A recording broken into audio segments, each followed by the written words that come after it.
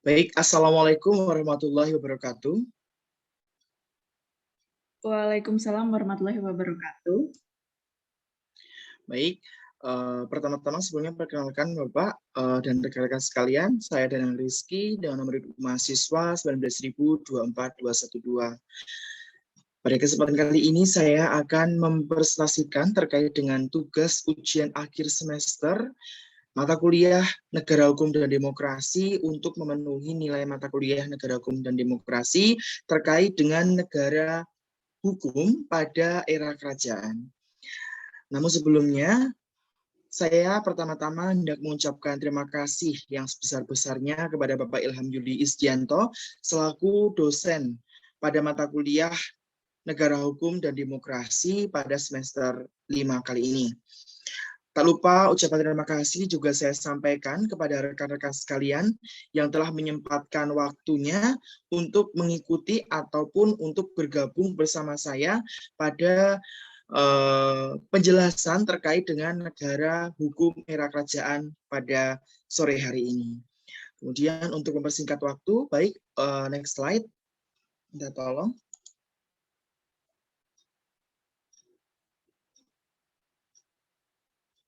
Baik, terima kasih. Pada kesempatan kali ini, pokok materi bahasan yang akan saya bahas mengenai negara hukum pada era kerajaan yaitu ada 5 pokok bahasan. Yang pertama yaitu mengenai memahami gen hukum bangsa, yang kedua mengenai gen hukum sebagai dasar, yang ketiga mengenai pentingnya memahami sejarah hukum pada era kerajaan, yang keempat mengenai upaya penggalian genealogi hukum di Indonesia, yang kelima mengenai adat sebagai dasar arah masa depan hukum Indonesia, dan yang keenam ada penutup. Langsung saja kepada slide selanjutnya. Baik, terima kasih. Slide yang ketiga terkait dengan memahami gen hukum bangsa Indonesia. Gen sendiri biasanya diartikan sebagai suatu elemen-elemen atau suatu molekul-molekul yang ada dalam tubuh manusia ya. Namun di sini kita juga bisa mengartikan bahwasanya gen adalah suatu bisa diartikan sebagai suatu ini salah satu hal budaya yang mana harus ada untuk masa depan hukum bangsa Indonesia, atau elemen-elemen kebudayaan atau elemen-elemen adat istiadat yang harus ada pada hukum bangsa Indonesia. Nah, di sini sudah saya uraikan bahwasanya pembangunan hukum membutuhkan pondasi yang kuat dan tidak ada pondasi yang paling kuat selain pondasi sejarah itu sendiri. Indonesia seperti yang kita ketahui secara bersama bahwasanya Indonesia sendiri memiliki ragam budaya adat istiadat baik dari hukumnya, sosial budayanya ataupun keragaman, keanekaragaman budaya yang lainnya. Nah, seperti yang sering dikumandangkan oleh Soekarno bahwasanya jangan sekali-kali melupakan sejarah. Namun mengingat bahwasanya kemarin itu sedikit cerita, saya semester 1 ada mata kuliah Pancasila. Kemudian kebetulan sama juga dosennya dengan Bapak Ilham Yuli Isdianto yang mana disuruh untuk berkunjung, salah satu tugas untuk berkunjung ke rumah Garuda. Bahwasanya mungkin menyikapi terkait dengan pendapat Soekarno yang mana di sini jangan sekali-kali melupakan sejarah. Sebetulnya kalau melupakan itu kan nantinya bisa mengingat kembali. Itu pendapat dari Pak Nanang Garuda. Nah, di sini sebetulnya mungkin betul apa yang dikatakan oleh Bapak Soekarno, tapi harusnya kita jangan melupakan saja, tapi jangan melupakan, tapi meninggalkan gitu. Jadi di sini harusnya kata-katanya jangan sekali-kali meninggalkan sejarah gitu ya, rekan-rekan sekalian. Kalau melupakan itu pasti nanti akan bisa mengingat kembali. Tapi kalau meninggalkan itu sama sekali sudah tidak dapat diperbaiki. Untuk itu, pesan dari Pak Nanang Garuda saat itu, jangan sekali-kali kita untuk meninggalkan sejarah. Karena sejarah yang mengantarkan kita pada masa sekarang ini. Kemudian selanjutnya dalam konteks tertentu, sejarah bahkan menjadi dogma untuk melegitimasi sesuatu hal, sehingga ikatan sejarah sendiri bisa menjadi suatu ikatan yang bersifat metafisika dan menjadi pedoman dalam menentukan sesuatu. Nah, mazhab falsafik ini sendiri ternyata telah menyebutkan bahwasanya rentetan sejarah yang saling berkesinambungan menjadi Volksgeist atau jiwa bangsa. Mohon maaf, Volksgeist maksud saya, atau jiwa bangsa, di mana pandangan inilah yang melatar belakangi berkembangnya para ahli hukum adat awal. Jadi yang melatar belakangi para ahli hukum adat awal itu karena adanya jiwa bangsa, yaitu sejarah itu sendiri. Nah, seperti Van Vollenhoven, Tarhal maupun Holmen. Nah, tapi sayangnya Volksgeist ini atau jiwa bangsa ini atau bisa diartikan sebagai suatu ruh bangsa harus dipahami lagi atau sulit untuk dicari karena memang belum ada penelitian terkait gen hukum penelitian secara mendasar maksud saya terkait dengan gen hukum pemerintahan waktu itu dari era kerajaan sampai dengan saat ini. Seperti itu yang digali. Nah, itu sebagai salah satu kesulitan untuk kita bisa beranjak atau beralih. Jadi tidak memakai atau tidak mendasar pada hukum keturunan Belanda, karena kita masih memakai hukum keturunan Belanda saat itu, peninggalan Belanda saat itu, kita perlu memahami dengan kebudayaan yang kita miliki, dengan kebudayaan yang kita punya, supaya hukum yang betul-betul diterapkan di bangsa Indonesia ini bisa terimplementasikan dengan baik. Next slide. Ya, terima kasih. Bangsa ini ternyata teman-teman sekalian harus dilacak runtutan kesejarahannya dan benar-benar harus diuraikan secara detail seperti itu sehingga dapat diketahui secara jelas arah dan rentetan perkembangan sejarah hukum di Indonesia, tentunya dari masa kerajaan, masa Orde Lama, masa Orde Baru hingga saat ini. Ya, problem sejarah hukum pada dasarnya merupakan problem hukum itu sendiri. Karena sejarah hukum sendiri ternyata setelah saya baca beberapa jurnal dan artikel, itu memang belum ada penelitian yang konkret bahwasanya diuraikan terkait dengan sejarah hukum dari masa kerajaan dulu hingga saat ini. Nah, maka di sini disebutkan bahwasanya pada dasarnya merupakan problem hukum itu sendiri, yaitu sejarah hukum itu. Banyaknya sarjana hukum tidak tertarik untuk mempelajari sejarah, melainkan lebih tertarik mempelajari teori-teori hukum dari luar negeri dan tiba-tiba saja mengaplikasikannya di Indonesia tanpa ada dasar kesejarahan sama sekali. Tak heran jika kemudian terjadi alternasi dan distorsi antara hukum dengan masyarakat. Nah, untuk itu perlunya kita memahami sebagai mahasiswa Fakultas Hukum tentunya, memahami terkait dengan adat istiadat, terkait dengan ciri khas bangsa kita. Kemudian kita patut setelah itu untuk menentukan, bukan langkah kita untuk mempelajari teori-teori hukum dari luar negeri, lalu kita implementasikan di bangsa Indonesia saat ini, rekan-rekan sekalian. Nah, itu perlu kita pahami. Kenapa kok kita bukan dilarang sebetulnya, disarankan untuk memahami budaya kita sendiri baru kita implementasikan, karena di sini dengan kita memahami budaya kita sendiri, dengan kita memahami ciri khas bangsa Indonesia kita sendiri, dituntut tentunya kita akan lebih tepat sasaran dalam menerapkan aturan-aturan hukum, dalam memberlakukan aturan-aturan hukum nantinya.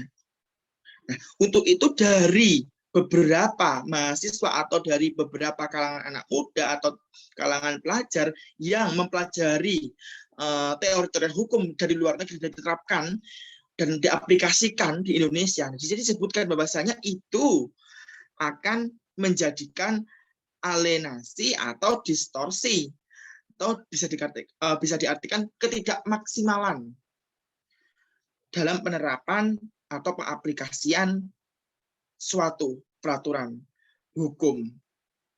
Karena itu dari sejarah atau dari luar bangsa Indonesia sumbernya yang diterapkan di bangsa Indonesia. Yang mana bangsa Indonesia ini tentunya memiliki ciri khas masing-masing dan tidak bisa disamaratakan. Apalagi seperti yang telah kita ketahui bersama bahwasanya bangsa Indonesia sendiri memiliki beragam suku, budaya, agama, pulau, bahasa, dan sebagainya. Itu perlu kita pahami. Apalagi sebagai mahasiswa hukum, nah itu tuntutan kita untuk kedepannya, supaya lebih tahu. Jadi jangan asal untuk menempatkan atau menerapkan suatu peraturan, apalagi sampai mengambil dari luar gitu. Nah itu kita perlu mengkaji lebih dalam lagi. Next slide. Nah, di sini saya jelaskan bahwasanya para founding father sebenarnya memahami situasi pentingnya kesejarahan ini. Muhammad Yamin selalu menyediakan Sriwijaya dan Majapahit untuk melegitimasi eksistensi Indonesia dan cakupan wilayahnya. Supomo sendiri yang ditugaskan merancang ketatanegaraan Republik Indonesia di masa itu melakukan kontemplasi dengan mengambil bentuk Republik Desa. Sebagai refleksinya, melihat situasi dan kondisi berbagai hal di atas, tentunya pembangunan maupun pengembangan hukum nasional tidak akan bisa paripurna tanpa pendalaman yang serius, tentunya ya teman-teman sekalian, terhadap kesejarahan hukum itu sendiri. Sebagaimana fokus atau jiwa bangsa tadi masih belum dilakukan, apabila belum dilakukan. Nah, tanpa dasar ini, wacana pengembangan dan pembangunan hukum atau bahkan pengembangan teorisasi hukum sendiri di Indonesia sebagaimana urgensinya sering dikumandangkan oleh Sajipto Raharjo selalu sulit terwujud.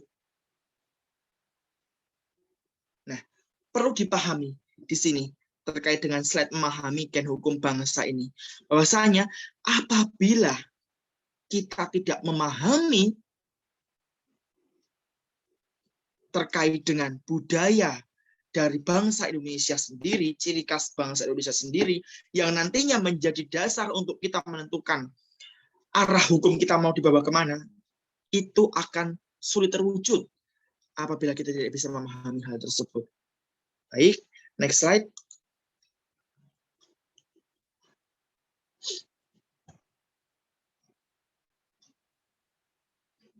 Baik, minta tolong untuk next slide. Ya, terima kasih. Masih dengan pembahasan yang sama terkait dengan gen hukum sebagai dasar. Istilah gen, nah ini kita bahas kembali terkait dengan istilah gen. Istilah gen digunakan tidak hanya dalam pengertian harfiah semata, melainkan dalam pemahaman semangat dan makna yang dibawa di dalamnya. Sebenarnya penggunaan istilah antologi juga dapat digunakan karena memang itu bisa betul-betul untuk menjadi tolak ukur terkait dengan perkembangan hukum sebagai dasar. Ya. Mengingat sebetulnya gen sendiri mencoba untuk menjawab keberadaan eksistensi tertentu dan tujuannya diadakan sehingga sering disebut teori tentang ada dan berada. Namun penggunaan istilah gen dirasa lebih tepat karena dia mewakili sesuatu yang tidak hanya asal muasal melainkan juga kesinambungan dalam suatu rentetan kehidupan. Nah, problem hukum sendiri yang tak kunjung menemukan titik temu baik pada tataran penegakan teoritik dan penciptaan menjadikan kompleksitas atas bangunan hukum di Indonesia. Nah, perlu mendapat jalan keluar tentunya terkait dengan hal ini yang terbaik untuk menyelesaikan situasi dan masalah ini. Dalam sebuah tulisan, Mahfud MD sendiri seakan pesimis menjawab pertanyaan seorang mahasiswa pasca sarjana terkait dengan teori apa yang sekiranya dapat digunakan untuk mengurangi berbagai problematika hukum di Indonesia dengan mengatakan seluruh teori dan konsep digadang sudah habis dikeluarkan. Tidak ada yang tersisa untuk ditawarkan. Bahkan teori penyebab ketidakmanjuran teori yang dipakai pun sudah habis. Sungguh memprihatinkan sekali ya rekan-rekan sekalian terkait dengan hal ini. Dikarenakan memang perlu kita pahami sebagai mahasiswa, juga perlu kita cermati bahwasanya kita juga perlu sebelum kita mengimplementasikan, tentunya kita perlu memahami banyak teori apa yang sekiranya dapat digunakan untuk mengurangi berbagai problematika hukum di Indonesia saat ini. Seperti itu. Next slide.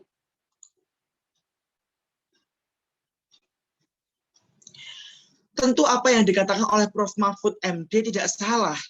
Namun, penggunaan teoritik ini tidak akan banyak berarti jika gen hukum Indonesia sendiri belum terukur, atau yang paling parah adalah jika ternyata sudah terjadi pembunuhan secara genetik atas gen hukum Indonesia itu sendiri, sehingga problematika tidak pernah usai. Jika von Savigny menyatakan bahwa sejarah hukum merupakan vogis atau jiwa bangsa, maka gen hukum merupakan manifestasinya.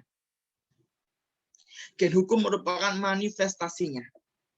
Dengan mengetahui peta genealogi yang berkembang di Indonesia sejak dahulu, sejak prasejarah saat itu, akan dapat ditelusuri mutasi-mutasi hukum yang berkembang di setiap generasi, sehingga menempatkannya sebagai dasar merupakan keniscayaan dalam arah pembangunan hukum nasional, baik dalam bidang teoretik maupun praktik.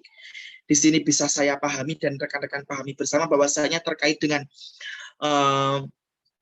menelusuri mutasi-mutasi hukum yang berkembang di setiap generasi, yang terdahulu dari zaman sejarah kerajaan Orde Lama, Orde Baru, terkait dengan konsep hukum, terutama di era kerajaan saat itu, hingga Majapahit bisa menjadi kerajaan yang paling kuat saat itu di zamannya. Nah, itu akan menentukan dalam arah pembangunan hukum nasional, baik dalam bidang teoretik maupun praktik. Next slide.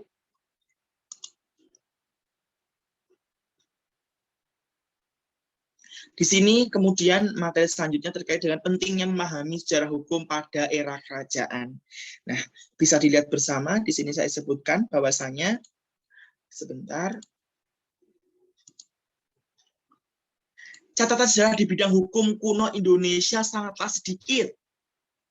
Nah, ini yang menjadi dasar kita, yang menjadi kendala kita. Sedikitnya catatan sejarah di bidang hukum kuno Indonesia. Nah, tentu salah satunya disebabkan karena adanya krisis. Krisis apa? Krisis sejarawan hukum di Indonesia. Rekan-rekan sekalian, jika ada pertanyaan siapa tokoh sejarah hukum Indonesia saat ini, maka jawabannya akan sulit untuk ditemukan. Bahkan oleh mesin pencari Google pun kadang-kadang kita cari di Google, itu sulit. Jujur saya, Bapak, mohon maaf sebelumnya, mungkin pernah disampaikan materi ini oleh Bapak dan rekan-rekan sekalian, namun saya merasa kesulitan untuk mempresisikan terkait dengan memahami konsep hukum di Indonesia pada masa kerajaan. Seperti itu. Karena memang sejarawan hukum itu sangat sulit, sangat krisis.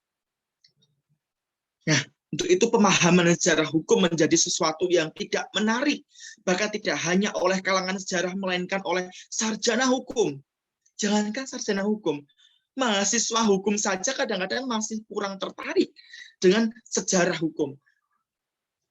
Mungkin bukan karena kurang tertarik, karena mungkin kurang pengetahuan. Sedikitnya pengetahuan terkait dengan sejarah hukum itu juga akan berimpak atau berdampak pada kurang tertariknya mahasiswa untuk memahami terkait dengan sejarah hukum sendiri. Nah, mereka akan lebih tertarik memahami dasar-dasar teoretik dalam mengembangkan argumentasi keilmuan hukum, walaupun teori tersebut keseluruhannya adalah impor dari luar negeri. Kunto Wijoyo sendiri sebagaimana ahli sejarah dalam bidang hukum, metodologi sejarah tidak menyebutkan sejarah hukum sebagai kajian pembahasannya. Padahal metodologi penulisan sejarah, harus menjadi perhatian karena sifatnya yang deskriptif normatif, berada dengan sejarah politik yang lebih deskriptif tentunya teman-teman sekalian. Nah, itu pentingnya kita untuk membangun rasa ingin ketahuan kita atau rasa keingintahuan kita terkait dengan sejarah hukum Indonesia sendiri dari zaman kerajaan hingga saat ini. Next slide. Baik, terima kasih. Masih dengan materi yang sama, pentingnya memahami sejarah hukum era kerajaan. Tidak dapat dipungkiri jika selain kurangnya minat para sarjana hukum di sisi sejarah, problem lain yang muncul adalah saat pembacaan sejarah yang terlalu parsialitas sehingga terkesan ada amputasi. Atau kadang-kadang sejarah sering dihilangkan. Aslinya seperti apa, karena ada kepentingan politik, kepentingan negara, beberapa dihilangkan. Jadi tidak ada kejelasan kadang-kadang. Seperti itu. Seperti contoh sejarah terkait dengan Pancasila yang selalu dimulai pada tanggal 1 Juni 1945. Padahal Soekarno maupun Muhammad Yamin sudah sering mengatakan jika Pancasila digali dari sejarah nenek moyang bangsa Indonesia beratus-ratus tahun yang lalu, yang lampau, sebelum 1 Juni 1945. Kenapa selama ini kita selalu diberikan pemahaman bahwasanya Pancasila itu digali awal mulanya 1 Juni 1945. Padahal Pancasila sendiri, seperti yang telah disebutkan di sini, Soekarno dan Muhammad Yamin pun menyebutkan bahwasanya Pancasila digali dari zaman nenek moyang saat itu. Nah, seperti itu. Itu hal yang mendasar yang perlu diperhatikan untuk memperbaiki keingintahuan mahasiswa ataupun ahli-ahli sejarawan untuk mendalami terkait dengan sejarah hukum sendiri. Ini kemudian menjadi wacana terhadap pengembangan pembangunan hukum berdasarkan Pancasila selalu sebatas pada wacana teoritik, bukan aplikatif. Jadi hanya berdasarkan atau terbatas sampai dengan wacana teoritik saja, aplikasinya tidak ada. Sungguh sangat memprihatinkan ya. Kemudian next slide 10.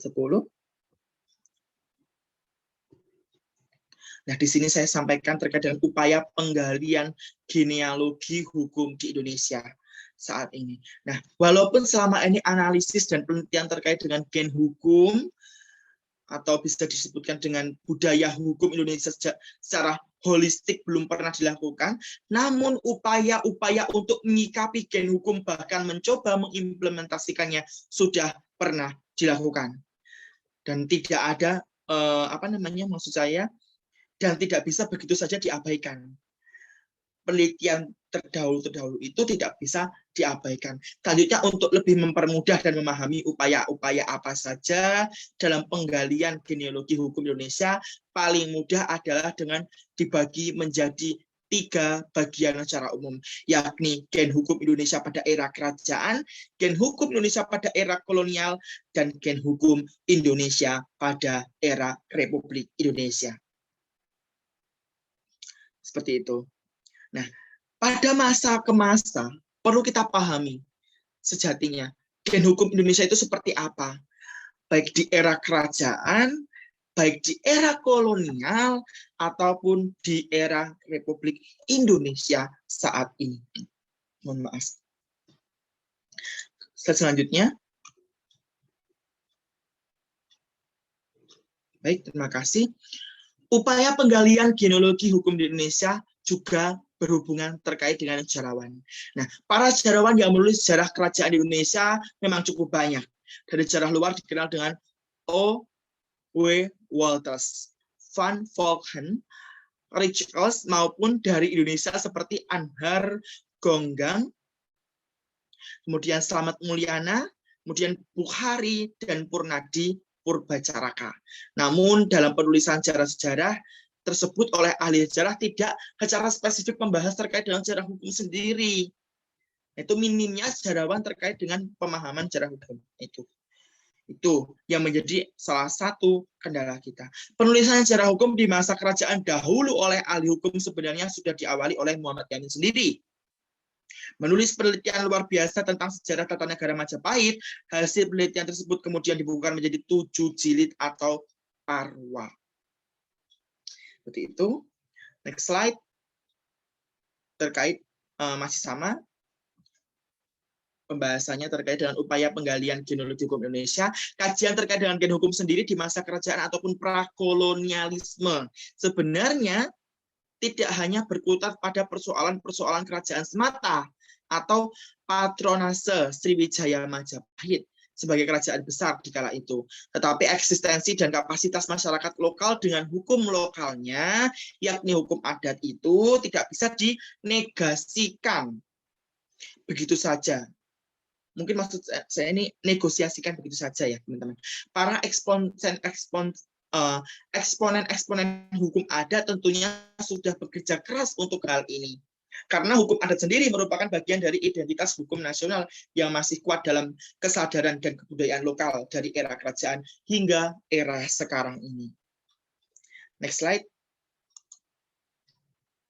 Nah, baik, terima kasih. Ini kita masuk ke pokok bahasan terkait dengan adat sebagai arah masa depan hukum bangsa.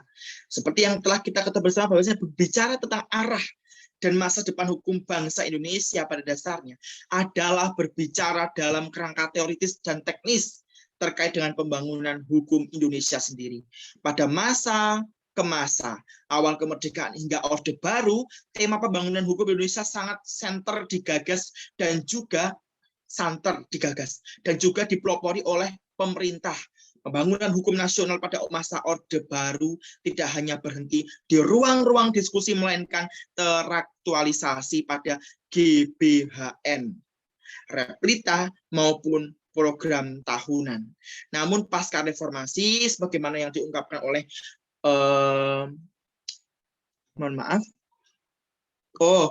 Bagirman, politik hukum pembangunan hukum nasional sebagaimana dimuat dalam GBHN, replita maupun program tahunan tidak ada lagi. Nah, itu terkait dengan hal itu. Pentingnya dan perlunya mempertahankan suatu sejarah. Next slide.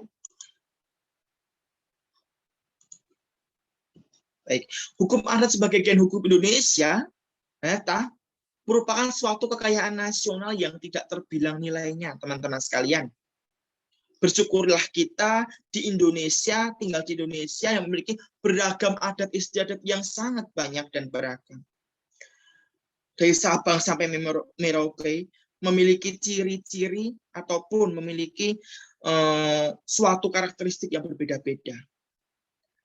Itu merupakan suatu kekayaan nasional yang tidak terbilang nilainya. Selama ini, hukum adat telah menjadi pemangku berbagai unsur dan nilai-nilai yang ada dan berkembang di dalam masyarakat sehingga tercipta harmonisasi semua unsur. Namun sayangnya, hukum adat sering tidak mendapatkan kesempatan untuk tampil, untuk unjuk gigi secara nasional sebagaimana yang dilakukan leluhur bangsa Indonesia. Bahkan di antara hukum sipil atau hukum negara, hukum agama dan hukum adat dalam konteks nasional. Kedudukan hukum adat sendiri sering dianggap lebih lemah atau lebih bawah karena sifat audiensinya yang terlokalisir. Mohon maaf, maksud saya terlokalisir menjadi audiensinya tidak sebanyak hukum sipil maupun hukum agama saat ini, rekan-rekan sekalian. Nah, seperti itu ya. Next slide.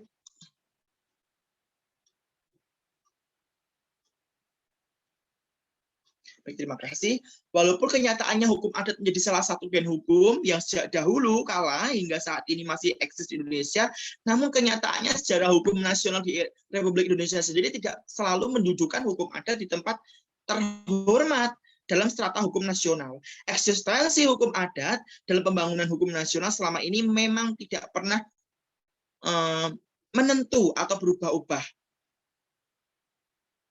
atau selalu berubah-ubah. Hal ini tentunya di atas nyatanya nantinya apa yang disebut hukum adat dengan hukum nasional tidak lagi dalam prioritas, melainkan menjadi suatu kesatuan untuk saling mengisi satu sama lainnya saat unsur-unsur hukum adat yang menjadi gen hukum nasional telah benar-benar diserap dengan baik dalam hukum nasional, sehingga istilah hukum nasional juga ditafsirkan sebagai hukum adat sebagaimana semangat dan tujuan dari Sumpah Pemuda 1928. Slide.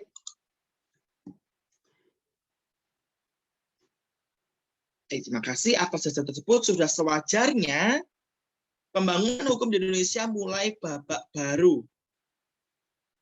Jadi pembangunan di hukum di Indonesia ini harus ada babak baru lagi.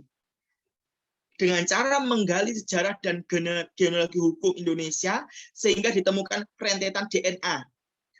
Hukum nasional yang digunakan untuk menganalisis problem hukum, mencari jalan keluar, serta dasar utama dalam pembangunan hukum nasional. Pentingnya memahami terkait dengan konsep negara hukum di masa kerajaan itu untuk pandangan.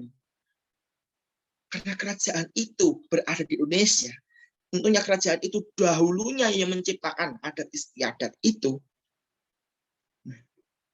akan kompleks apabila disinambungkan dengan hukum saat ini. Bukan berarti malah hukum yang saat ini kita ambil dari sejarah atau perkembangan hukum dari luar negeri. Seperti itu. Next slide, sebagai penutup, ini saya terakhir. Ya, terima kasih.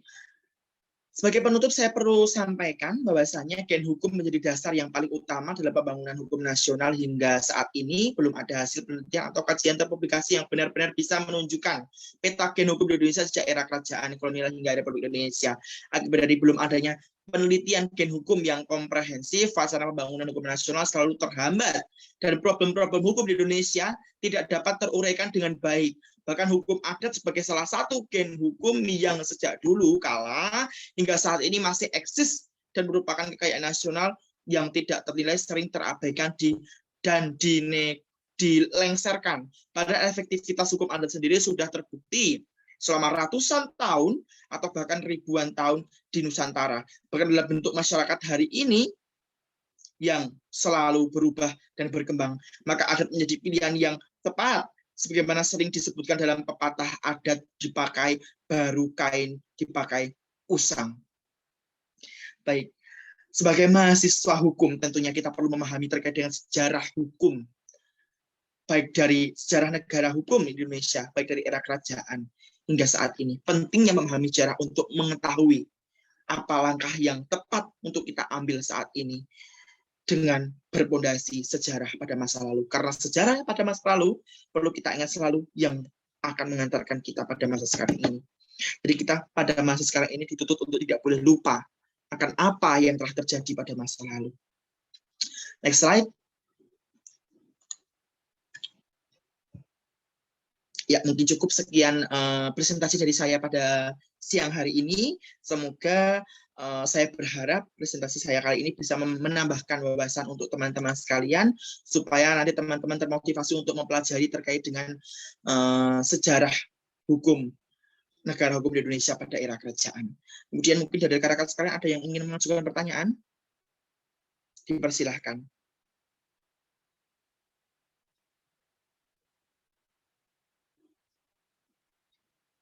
Baik, rekan-rekan sekalian yang sudah tergabung dalam saya Zoom. ingin bertanya. Ya, sebutkan nama dan NIM dengan siapa ya?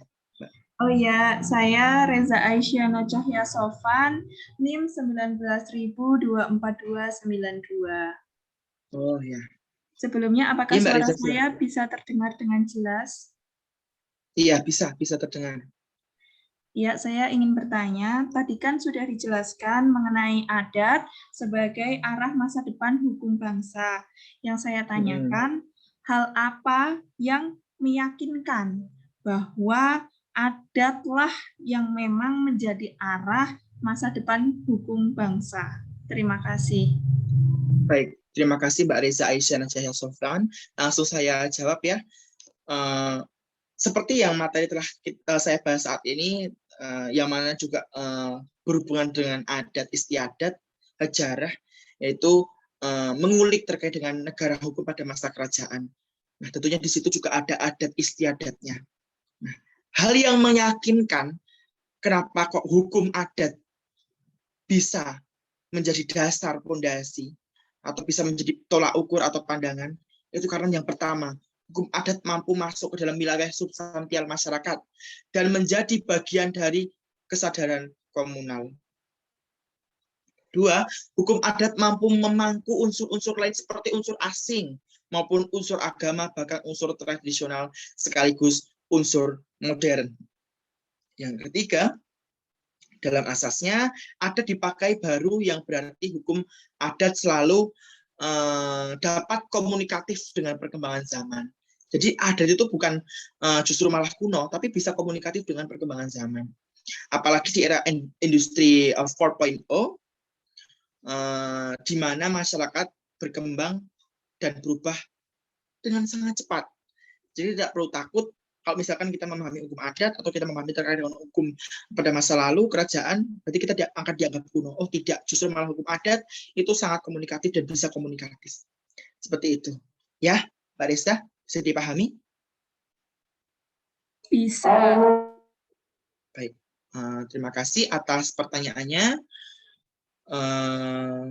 Baik, mungkin kalau tidak ada yang bertanya kembali, saya cukupkan terkait dengan presentasi mata kuliah ujian akhir semester mata kuliah Negara Hukum dan Demokrasi pada sore hari ini. Saya ucapkan terima kasih yang sebanyak-banyaknya kepada rekan-rekan sekalian yang sudah bergabung. Tak lupa saya juga ucapkan terima kasih kepada Bapak Ilham Yuli Isdianto yang mungkin sudah menyaksikan terkait dengan tayangan UAS saya. Saya berharap untuk rekan-rekan sekalian jangan sekali-kali untuk meninggalkan sejarah. Perlunya kita untuk memahami terkait dengan sejarah hukum pada masa kerajaan hingga saat ini untuk membangun hukum Indonesia agar lebih maju lagi. Seperti itu. Mohon maaf apabila saya ada kesalahan dalam menyampaikan tutur kata, menyampaikan materi, mungkin saya bisa dikritik. Karena saya juga masih kurang pemahaman terkait dengan hal ini, kedepannya saya berjanji akan lebih memahami dan lebih menggali lagi keilmuan saya terkait dengan konsep negara hukum di era kerajaan ini. Saya ucapkan terima kasih. Mohon maaf. Wassalamualaikum warahmatullahi wabarakatuh. Waalaikumsalam warahmatullahi wabarakatuh. Terima kasih semuanya. Yang dikirotnya.